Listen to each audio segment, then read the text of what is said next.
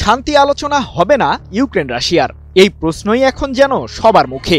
Ukraine যুদ্ধ শেষ করার লক্ষ্যে ভ্লাদিমির পুতিন ও ভলোদিমির জেলেনস্কির সরাসরি বৈঠকের সম্ভাবনা এখনও অনিশ্চিত। মার্কিন প্রেসিডেন্ট ডোনাল্ড ট্রাম্প দুই নেতার মধ্যে সরাসরি আলোচনার আহ্বান জানিয়েছিলেন, তবে ক্রেমলিন আগ্রহ প্রকাশ করছে না। গত সপ্তাহে আলাস্কায় পুতিনের সঙ্গে বৈঠকের পর সম্প্রতি ট্রাম্প হোয়াইট হাউসে 7 ইউরোপীয় নেতা ও জেলেনস্কির সঙ্গে বৈঠক করেন। তিনি প্রথমে ত্রিপক্ষীয় শীর্ষ সম্মেলনের কথা বললেও এখন বলছেন প্রাথমিকভাবে পুতিন জেলেনস্কি বৈঠক দ্বিপাক্ষিকভাবে হওয়াই ভালো, প্রয়োজনে তিনি নিজে যোগ দেবেন।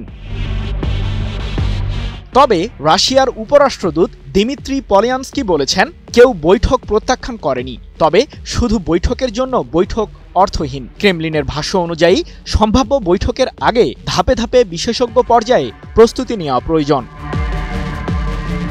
এদিকে ইউক্রেনীয় কর্মকর্তারা জানিয়েছেন মঙ্গলবার রাতে রাশিয়া ওরেসায় একটি গ্যাস স্টেশন এবং সুমি অঞ্চলে হামলা চালায়।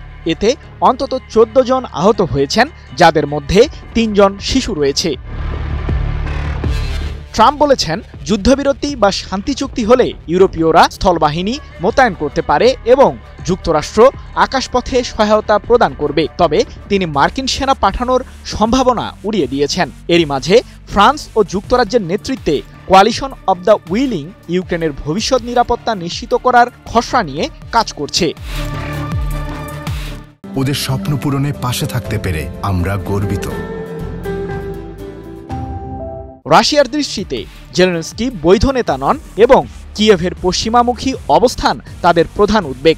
এ কারণে পুতিন সরাসরি আলোচনায় আগ্রহী নন বলে ধারণা করা হচ্ছে। ফরাসি প্রেসিডেন্ট ইমানুয়েল ম্যাক্রো পুতিনকে শিকারী ও দানব আখ্যা দিয়েছেন। ফিনল্যান্ডের প্রেসিডেন্ট আলেকজান্ডার স্টুবো বলেছেন পুতিনের প্রতিশ্রুতি ভরসাযোগ্য নয়। যুদ্ধের অবসান এবং জেলেনস্কি পুতিন বৈঠকের বাস্তবায়ন এখনও অনিশ্চিত। আন্তর্জাতিক সম্প্রদায়ের নজর ইউক্রেনের নিরাপত্তা এবং শান্তি প্রক্রিয়ার দিকে। যে কোনো সম্ভাব্য বৈঠকই যুদ্ধের সমাধান ও স্থায়ী শান্তির পথে কতটা কার্যকর হবে তা সময়ই বলবে।